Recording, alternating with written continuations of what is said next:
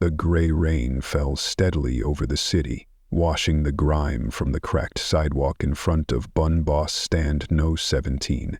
Each droplet struck the faded red and yellow awning like the ticking of a forgotten clock, steady, predictable, and somehow hollow. Jackson Ward, the founder and CEO of Bun Boss, pulled his hood tight over his head. His gray windbreaker was soaked at the edges, and the city around him seemed to blur into shadows and memory. But this wasn't just a rainy afternoon. It was a reckoning. He walked without urgency, each step deliberate, his presence carefully muted. He wasn't Jackson Ward today, not the man gracing Forbes covers or celebrating franchise milestones. Today, he was Luke Barrett, a quiet traveler passing through Chicago, a man with no attachments and even fewer answers. His disguise was modest, worn jeans, a baseball cap pulled low, and sunglasses that cost less than a cup of coffee. But it worked. No one glanced twice. He passed a shuttered laundromat, then a pawn shop with neon signs flickering like dying fireflies. He paused in front of the stand. It didn't look like much. The signage was rusted at the corners, the old posters curled at their edges like forgotten memories. But this stand had history. It was one of the original 20 Jackson had opened during the early years, back when street food still felt like rebellion and not business. According to corporate reports, it had steady foot traffic, nothing alarming. But something in Jackson's gut whispered otherwise. Numbers never told the whole story. He stepped inside. The bell above the door chimed, a cheery, misplaced sound in the heavy air that smelled of grilled meat, warm buns, and something else he couldn't place.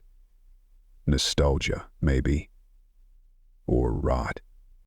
3 office workers were finishing their lunches, their voices low, blending with the sizzle from the grill.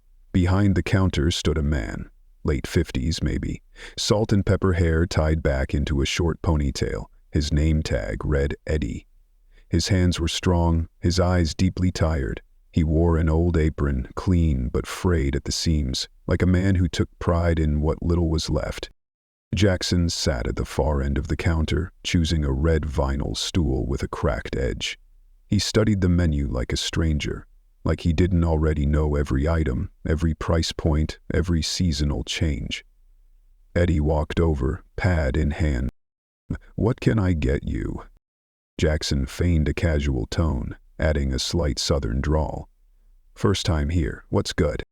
Eddie smiled, but it didn't reach his eyes. "Everything's good. That's why we're still open."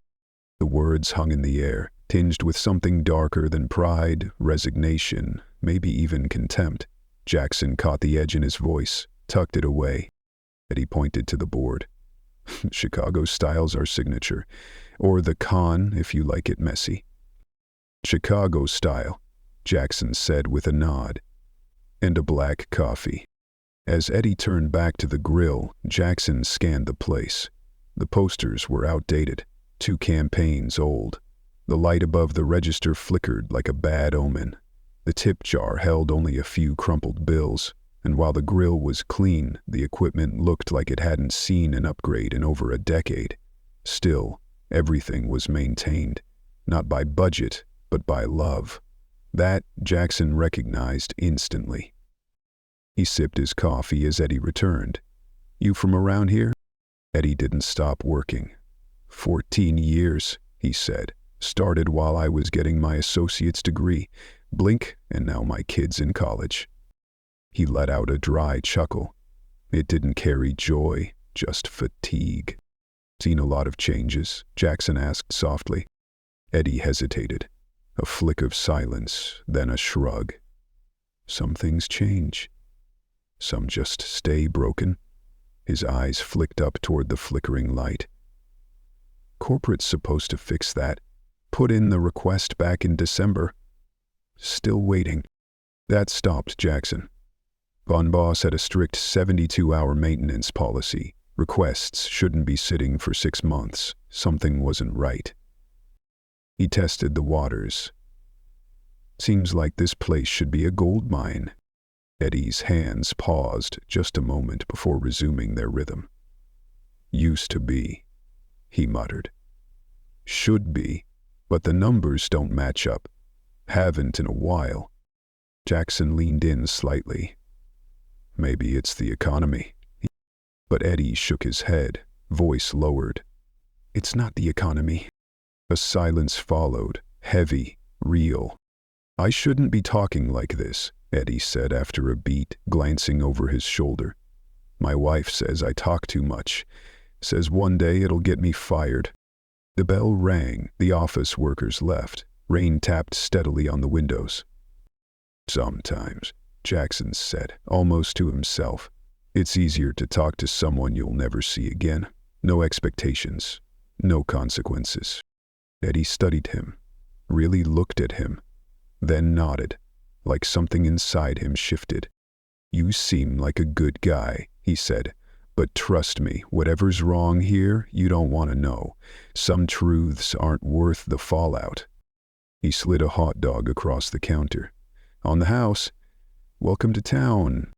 Jackson stared at the plate, his heart heavier than it had been in years. He couldn't shake the feeling. This wasn't just about a hot dog stand. It was a fracture in something sacred, a system built on loyalty, being quietly bled from the inside. And it was only the beginning. Jackson placed a crisp $20 bill on the counter, his voice calm but deliberate.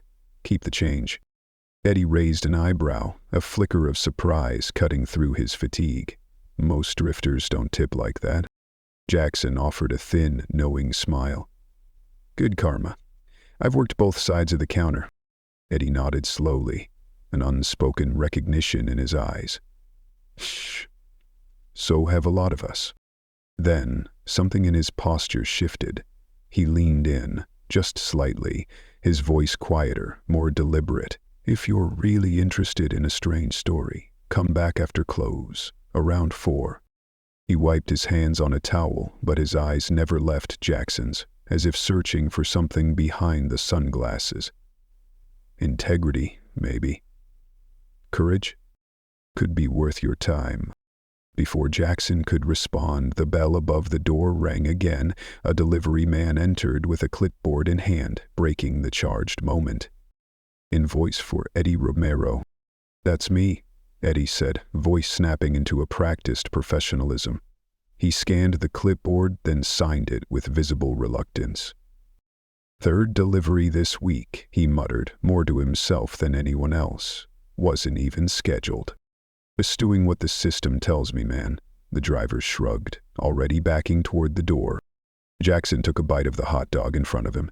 The flavor was undeniable. Perfect snap from the beef, a warm, pillowy bun, tangy relish just right. This was the flavor that built Bun Boss. The taste wasn't the problem. Whatever was bleeding this stand from the inside wasn't on the plate. He finished the last bite just as the rain outside softened into a gray mist. The comfort of the food lingered, familiar and oddly intimate. Eddie wiped down the counter, his movements slow, methodical. But his mind? It was clearly elsewhere. You care about doing things right, Jackson said, setting his tray aside. Eddie smiled, but it was taut forced. Always have. Maybe too much. He glanced toward the back kitchen, then leaned in again, voice lower now, stripped of any pretense. My wife says I take things too personally, that I carry it home. But how can I not? He paused, the silence growing heavier. I've worked this counter longer than some folks keep a mortgage. Jackson nodded, not pretending to understand, but truly understanding. Loss, grit, sacrifice. He didn't need to lie to connect, but he did anyway. Divorced, he said softly. A long time ago. Eddie didn't question it, just nodded, like he'd heard his own story echoed back. Smart man. Keeps life simpler, less to lose when everything else falls apart. There was no awkwardness in the silence that followed, only gravity, a weight of lives lived under quiet pressure. This place used to mean something, Eddie finally said. Regulars, families, first dates. You'd see the same people every Friday night. It felt like like a neighborhood. He let out a bitter, hollow laugh. Now? Now it's just lunch rush and delivery apps. People don't look you in the eye anymore. And the ones who do? They're gone before you learn their names. Jackson studied him. Why do you think that is? Eddie didn't answer immediately. He glanced toward the front window, then toward the shadowed storage room in the back. When his gaze returned to Jackson, it carried the weight of decision. Because someone's bleeding it, he said finally. Not fast. Slow. Just enough to make it look like wear and tear. Jackson felt his pulse tighten.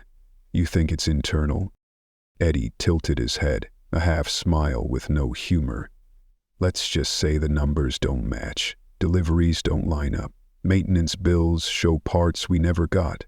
Equipment invoices for items I've never seen. That freezer, he gestured behind him, supposedly brand new. I've been kicking it for 5 years. Jackson kept his voice steady. Have you reported it? Eddie gave a twisted smile. Of course. First to the regional manager. When that didn't go anywhere, I tried corporate emails, voicemails, even mailed a packet. Then my login started glitching. My emails disappeared. Calls went straight to voicemail. He reached under the counter and pulled out a plain white envelope. No return address, no markings. Inside just a card. Printed, not signed. He handed it to Jackson. The message was chilling in its simplicity. The stand is underwater. Stop making waves or everyone drowns. Jackson's jaw clenched. When did this arrive? 3 months ago, day after I called corporate directly. Eddie's voice had flattened. Not angry, not afraid. Just exhausted. Then I started noticing a black Audi parked across the street some mornings. No front plate, sometimes different drivers, sometimes the same. He slid the envelope back into the drawer like he was sealing away a ghost. You ever go to the police? Eddie laughed, a dry, broken sound. With what? A creepy car and a creepy note? Tell them someone's overcharging me for relish? He shook his head. I can't afford to stir the pot. My daughter's a sophomore at Wisconsin State. I'm a single dad. If I lose this job... His voice cracked, but he pushed through it. I can't risk her future on a gut feeling. Jackson remained silent, his thoughts racing. Invoices, delays, a calculated silence. This wasn't just inefficiency, it was a leak, designed and controlled. Who do you think is behind it? Eddie hesitated, then asked, You ever heard of Pinebridge Solutions? Jackson stiffened. They handle all our deliveries now, Eddie continued. Started small, napkins, paper goods. Now it's everything. Food, equipment, even cleaning supplies. He leaned in again, whispering the next words like they could curse him. Every time they take over an area, costs go up, service goes down. Jackson didn't move. Couldn't. This wasn't theory anymore. It was real, and no one in upper management was talking. The last regional manager who flagged it, Eddie said, transferred to Alaska. Overnight. The hum of the fridge filled the silence. I've been here 14 years, man. I know the sound of rot in the walls, and they built it so deep you'd have to tear down the whole building just to prove it. Jackson met his eyes. Maybe not the whole place. Before Eddie could respond, the bell rang again. A group of teenagers poured in, laughing and dripping rainwater. Eddie straightened instantly, the mask of cheerful workers slipping back on with practiced ease. He greeted them with a joke about wet shoes and tile floors. Jackson watched him in silence, feeling the weight of what he now carried. Eddie had just handed him a key, and the cost of holding it might be more than one man should bear alone. But there was no turning back now. By 4:00 the rain had thinned to a mist, but the sky above Chicago remained heavy, metallic, and still, as if the city itself were holding its breath. Jackson returned to stand No. 17. The closed sign was already flipped, The windows reflected only clouds and memory. And inside, the cheer from lunch was gone. So was the mask.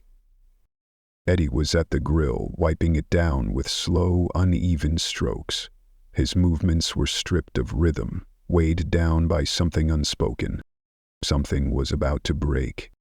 Each swipe of the towel across the grill felt less like cleaning and more like muscle memory. Habit, not purpose. A ritual to keep the hands busy while the mind wandered into darker places. "You actually came back," Eddie said without turning around. His voice had changed. Lower, stripped of its cheerful cover, closer to the man he really was. "I said I would," Jackson replied, stepping fully into the dim, quiet stand. Eddie motioned toward the stool Jackson had used earlier, same seat still warm. Jackson took it, folding his hands on the counter with a quiet composure. "Figured you had more to say." Eddie glanced at him, reading more than Jackson said aloud. Then he turned and reached into the cooler. "You hungry?" Jackson hesitated, uncertain whether food was still part of the act or part of something deeper. Eddie offered a half smile, thin but sincere. "Conversation's easier when something's on the grill. Keeps my hands moving, calms the nerves." Jackson nodded. "Whatever the chef recommends." Eddie pulled out a thick, dark red frank and laid it onto the grill. The sizzling snap broke the silence. "Texas Ranger," he said. "Spiciest one we got. Wakes the brain up." The hot dog sizzled and smoked. The scent lifted into the air in soft curls weaving upward into the vents, like invisible threads trying to escape the tension below. "I started here back when the original owner still ran things," Eddie began. His eyes didn't leave the grill. Name was Ike Hoffman, real old school. A handshake meant something to him. He flipped the hot dog, letting it crisp at the edges. "He told me if I stuck around long enough, this place would be mine one day. A little retirement reward for loyalty." His laugh came bitter, rough-edged. "Then Bun Boss bought him out. Promised nothing would change." Jackson didn't interrupt. He'd heard that line before, delivered it himself more times than he could count. "For a while," Eddie continued, "they kept their word. Better ingredients, better margins, felt like progress." He toasted the bun slowly, his motions precise. "Then about 4 years ago, things started to slip. Deliveries got sloppy, repairs took weeks instead of days. With a surgeon's care, he assembled the hot dog mustard onions, a whisper of chili, then jalapenos, with almost reverent precision. New fees appeared, consulting charges, equipment audits, all vague, all approved without explanation." He set the finished hot dog in front of Jackson with a quiet finality. Jackson didn't touch it, and nobody said anything. "At first, I thought it was just me losing it." Eddie reached into a drawer behind the counter and pulled out a folder, edges frayed and overused. "So, I started tracking everything. Deliveries, repairs, invoices. Inside were handwritten logs, printed invoices, pages marked with highlighters and red pens. Jackson flipped through them, each page more damning than the last. "My dad was an accountant," Eddie added. "Taught me how to follow money, taught me the truth is always hiding in the paperwork." Jackson scanned a few pages. Half the deliveries weren't signed. Service calls marked completed had no confirmation. "You reported it." Eddie's jaw clenched. "I tried. I was erased. Emails vanished, calls dropped. Suddenly, the system acted like I didn't exist." He slid a familiar envelope across the counter. Jackson opened it again. "The stand is underwater. Stop making waves or everyone drowns." 3 months, Eddie said quietly, the morning after I made my final call to regional. His hands curled into fists, knuckles white with the effort of staying composed. Better that. The cars started showing up. Black Audi, no plates, different drivers sometimes, always just sitting across the street. Jackson glanced out the window. The street's reflection shimmered in a puddle, distorted like the truth itself. You think they'd actually hurt someone? Eddie didn't answer right away. His voice dropped to a weary whisper. They don't have to. They just make life hard enough that most people quit. He wasn't just physically tired. This was exhaustion that clung to his soul, the kind that changed a person. Jackson finally took a bite of the hot dog. The spice ignited his tongue, a punch of heat that forced him to stay present. Who runs Pine Bridge? Eddie didn't flinch. Name I've heard is Trevor Phillips. Never met him, but the drivers talk. Jackson's heart clenched. That name was no stranger. It was a ghost from his past. They say he has a personal vendetta against Bun Boss. Jackson looked up, met Eddie's eyes. To the right kind of person, it makes perfect sense. Before Eddie could ask more, the door jingled again. Another delivery man, clipboard in hand. Delivery for Eddie Romero. Eddie stiffened, instinctively straightening. He scanned the sheet. 10 cases of relish? We just opened a new batch. Just following the system, the driver said with a shrug. As he wheeled the cases to the back, Jackson noticed a tattoo on his wrist. An oak tree. Subtle, stylized, deliberate. As the door closed, Jackson turned back to Eddie, his voice low, final.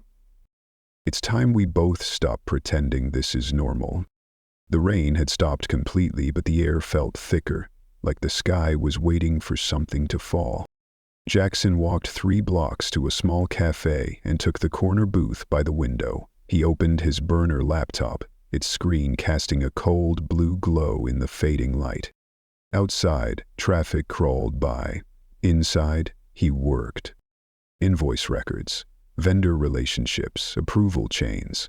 The deeper he dug, the darker the picture became. Pine Bridge wasn't just a vendor. It was a parasite, slowly embedding itself through 26 Bun Boss locations and counting. Inflated costs, phantom repairs, consulting fees with no traceable services. This wasn't chaos. It was design, organized, hidden, strategic. He leaned back, breath shallow. This was a machine, and someone was running it with surgical precision. He shut the laptop. It was enough. By the time Jackson returned to stand No. 17, twilight had swallowed the city. The windows glowed faintly with reflections of passing cars and old memories. Eddie was still behind the grill, wiping it down, but the rhythm was gone. This wasn't habit now. It was dread. You're early, Eddie said without turning. Jackson stepped inside, let the door shut behind him. I had research to do. Eddie glanced over, and Jackson took a seat. No menu, no disguise. It's worse than I thought. He pulled out printed invoices, spreadsheets, internal records. Pine Bridge isn't just bleeding the stand. They're embedded. Procurement, maintenance, accounting. It's systemic. Eddie's expression shifted, sharper, more alert. You're not a drifter, are you? Jackson let out a slow breath. Not exactly. Eddie folded his arms, suspicion rising. Corporate spy? Auditor? No, Jackson said firmly. Just someone who cares what happens to this place. He laid the papers out. Here, March delivery reports. Did you actually receive all this? Eddie scanned the list. Half, maybe. I even logged it, sent photos, got nothing back. Jackson nodded. Same pattern here. Refrigeration work billed, never performed. They patched the old unit, Eddie said flatly, charged us for a replacement. Jackson stacked the papers neatly. Someone built a siphon. Everything looks legit on paper, but the value never comes back. Eddie's jaw set hard. Tell me something I don't already know. Jackson hesitated, then tapped his phone, pulling up a personnel directory. These names? Assistant managers, regional leads, payables at HQ. Every single one has a link to Pine Bridge, shell companies, past contracts. Eddie's eyes widened. You're saying this goes all the way up? At least a dozen locations, Jackson said. Maybe more. Eddie's voice dropped to a whisper. Who's behind it? Jackson met his gaze. You said Trevor Phillips, he replied. You were right to be afraid. Eddie glanced at Jackson. You know him? Jackson's voice dropped to a whisper. I did. A long time ago. Eddie's eyebrow rose. Friend? Worse, Jackson said, the weight of the word hanging between them. Family. Not by blood, but by fire. He leaned forward, his arms folded on the counter, as though bracing against the memories. 12 years ago, Trevor and I started Bun Boss together. He had the dream, the hunger. I had the focus, the discipline. We built the first 10 stands side by side. Long hours, small wins, bigger losses. Every scraped knee and burned bun was a lesson. Eddie said nothing, eyes fixed on Jackson's face. But then, Jackson continued, his voice thickening. Trevor started spiraling. He showed up late, drunk, snapping at staff, making promises to investors he couldn't keep. I tried to save him. I tried everything. He paused, swallowing the old guilt. In the end, I bought him out. Thought it was the only way to save the company. Maybe I saved the brand, but I destroyed a brotherhood. Eddie looked down, then slowly back up, and now he's taking it back, one stand at a time. Jackson nodded. This isn't about profit. It never was. This is personal. Before the silence could settle, a knock on the glass turned both their heads. A delivery truck idled in the alley, brake lights glowing red in the misty light. Same driver, same clipboard. Delivery for stand 17, the man said, stepping through. Eddie scanned the invoice. 10 more cases of relish? The driver shrugged. System sent it. But his eyes flicked toward Jackson, just for a beat too long, before he turned away and wheeled the dolly inside. Jackson leaned slightly, catching a whisper from the driver's phone as he passed into the back. The handyman is still there. When the door clicked shut behind him, the quiet returned like a curtain falling. You stirred the water, Luke, Eddie said quietly, and now we're both floating in it. Jackson met his gaze, steady. Then we better learn how to swim. The next morning, stand 17 stood silent beneath a bruised sky. Jackson arrived just before sunrise. The door was ajar. No chime rang when he stepped inside. The lights were off except for a dull glow from the back office. Eddie, he called. No answer, just the sound of paper rustling. He moved fast. When he reached the back office, he froze. Eddie was on his knees, documents scattered around him. The wall safe stood wide open, its contents dumped and rifled through. His skin looked pale under the office light, his hands trembling. "You shouldn't be here," Eddie whispered. "None of us should." Jackson crouched to help him. "What happened?" Eddie's voice shook. "Someone broke in. Cameras are out. I walked in 20 minutes ago and found it like this." On the desk sat another envelope, identical to the one before. Inside, another card. "Final warning. The water's rising. Swim away now." The gloves were off. The message was no longer subtle. It was a declaration. "When did you get here?" Jackson asked. "Just after 5. I come in early on Fridays, for inventory." He ran a hand through his hair, tension bleeding into every line of his body. "And that's not even the worst part." He handed Jackson his phone, an email from Bun Boss Corporate.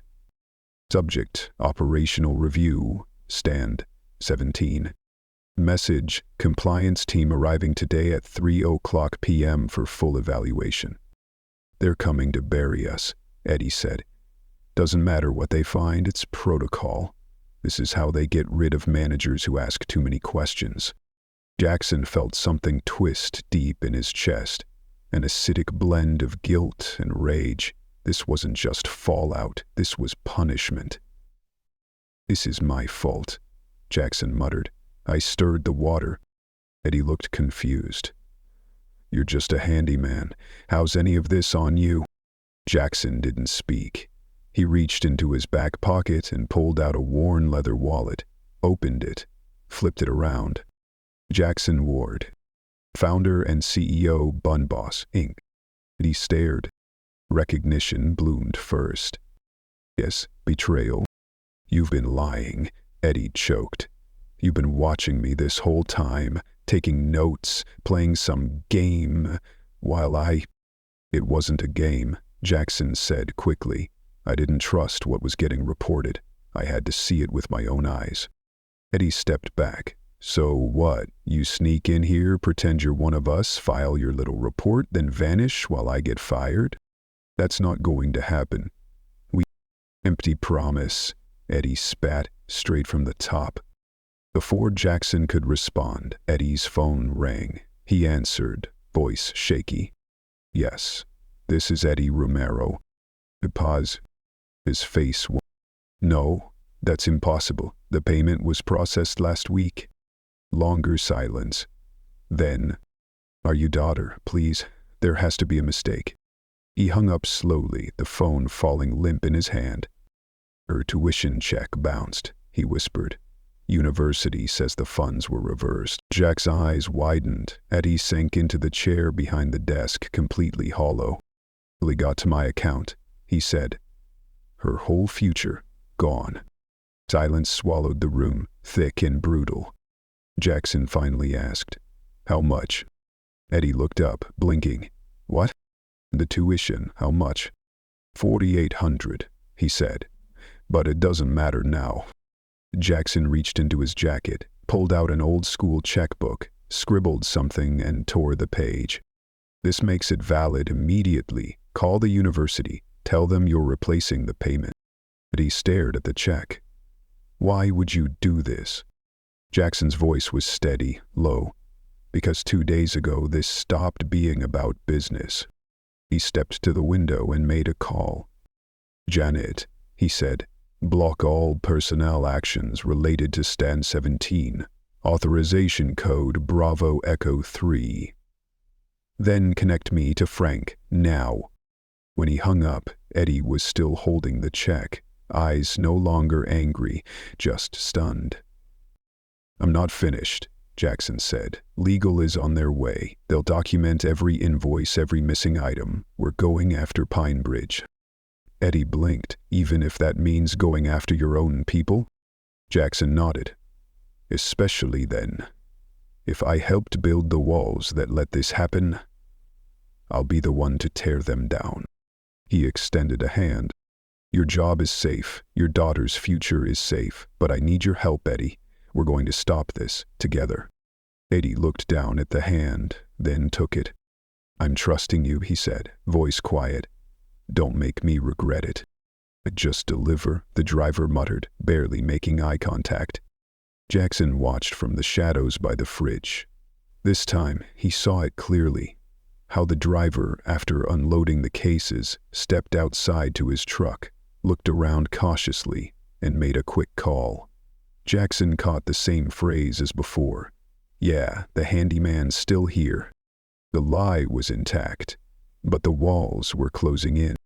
That night, in his hotel room, Jackson sat alone. The TV blinked silent in the corner, but the stillness wasn't peaceful. It was restless. The ceiling above him felt low, like the weight of everything he'd uncovered was pressing down. This wasn't a leak. It was a strategy, slow, purposeful, brutal. Trevor hadn't come for revenge with fire. He came with erosion. And he was winning. Until now. Jackson pulled his wallet from the nightstand and unfolded a worn photo tucked behind his ID. Him and Trevor, younger, shoulder to shoulder, standing proudly beside their first cart, arms slung around each other, greasy smiles unbreakable. Now that same brother was orchestrating a silent collapse, hurting the people who had nothing to do with their fall, and Jackson had to stop it. He picked up his phone. "Janet," he said, "set up a meeting." He didn't hesitate. "Pine Bridge Ventures. Tell them Christopher Stone wants in on the action." That night, Jackson wore no jumpsuit, no tools on his belt, just a charcoal blazer, crisp shirt, polished shoes, and the quiet burn of purpose behind his eyes. Atop the Meridian Hotel, the rooftop bar shimmered with city lights. Jazz drifted softly from unseen speakers, the skyline reflected in the glass railing like a dream you couldn't quite hold. Jackson sipped a club soda. He needed his mind clear. "Mr. Stone?" A woman's voice cut through. She was poised, mid-30s, sharp suit, sharper eyes. "Amanda Weiss," she said, offering her hand. "VP of Business Development, Pine Bridge Ventures. Mr. Phillips sends his regrets. He's running a few minutes late." "No problem," Jackson replied smoothly. "The view's worth the wait." They made small talk, market trends, scalable infrastructure, surface-level fluff. Then, 15 minutes in, the elevator chimed. Trevor stepped out. His hair was shorter, touched with gray. His suit was custom, his smile practiced. But his eyes, they were still the same. Wily, amused, dangerous. "Christopher Stone," he said, extending a hand. "Appreciate your patience." Jackson shook it, firm, unreadable. "Worth it." Amanda excused herself. Now it was just the two of them. One table. 12 years of silence. Trevor ordered whiskey, neat. Jackson mimicked the gesture, but didn't touch it. "I hear you're interested in Pine Bridge," Trevor said. Jackson leaned in. "I like systems, especially the ones that move in silence." Trevor smirked. "But still get results." "Like your integration with Bun Boss," Jackson said. "Very elegant." A flicker in Trevor's gaze, small but there. "We call them strategic partnerships. You find weak points, build trust, take control." Trevor smiled. "You've done your homework." Jackson set his glass down. "Let's stop pretending."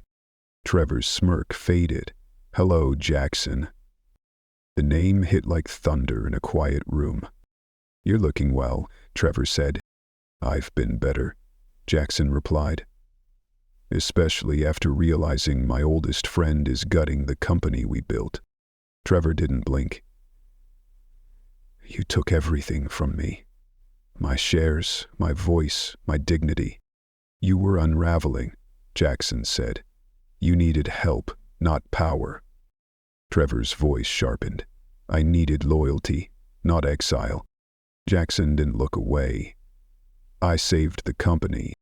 "No," Trevor growled. "You saved your version of it, clean, profitable, hollow." He leaned forward. "But you killed what we built. Food with soul, places that mattered." For a moment, Jackson remembered. Their first stand, the cart on 8th and Main, the nights spent dreaming over spilled mustard and coins in a plastic tip jar. Trevor's voice broke the memory. "So, yes, I embedded people. I hollowed out your empire, and it worked." Jackson reached into his coat and pulled out a sleek silver recorder. Pressed play. Trevor's voice echoed. "I turned your systems against you." Trevor froze. Two plainclothes agents stepped forward from the shadows, badges raised. The bar fell silent as handcuffs clicked. "You tricked me," Trevor hissed. "No," Jackson said, voice calm. "You tricked yourself. I just gave you a mirror." Trevor was led away. And Jackson? He remained seated, staring at his untouched drink. This didn't feel like victory. It felt like the end of something sacred. Back at Bun Boss HQ, the press gathered. Jackson stood at the podium beneath a new banner, built by hands, powered by hearts. For 15 years, he began, we haven't just served food. We've served families, neighborhoods, stories. He announced 3 initiatives. A $20 million 0-cent reinvestment in legacy stand, a scholarship program for employees and their families, and a new leadership council, frontline voices, bringing store-level voices into boardroom decisions. Jackson turned. Eddie stood beside him, wearing a crisp navy blazer, stunned but proud. Around him, 5 managers, all tired, all weathered, all heroes. These, Jackson said, are the real foundation of Bun Boss.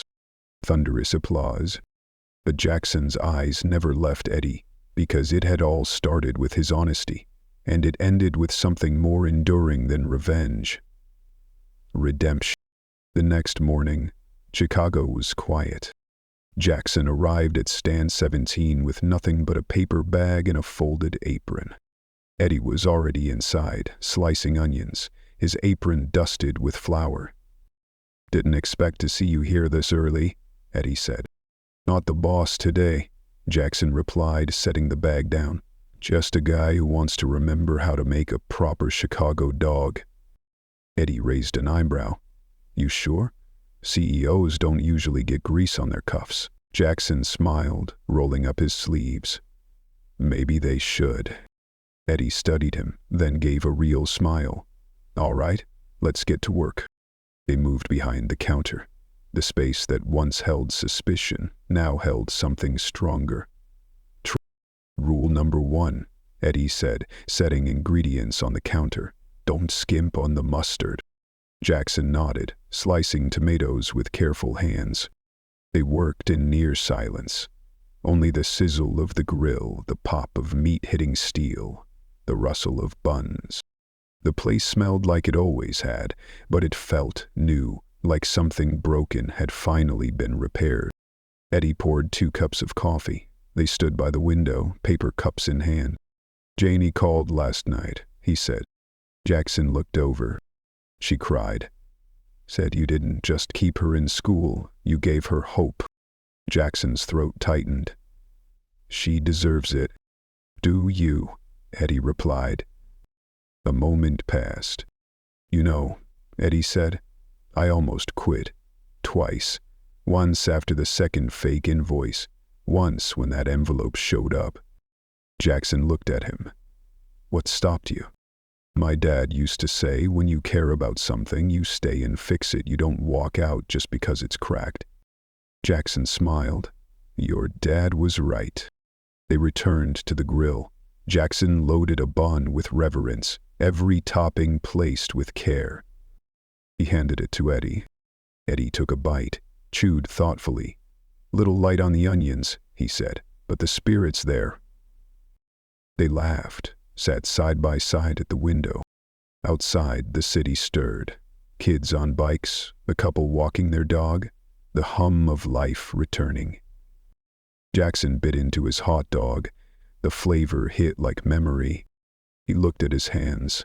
Once they built an empire, wrote contracts, fired people, signed press releases. Now they smelled like onions and garlic salt. And for the first time in a long time, they felt clean. Eddie broke the silence. "So what now?"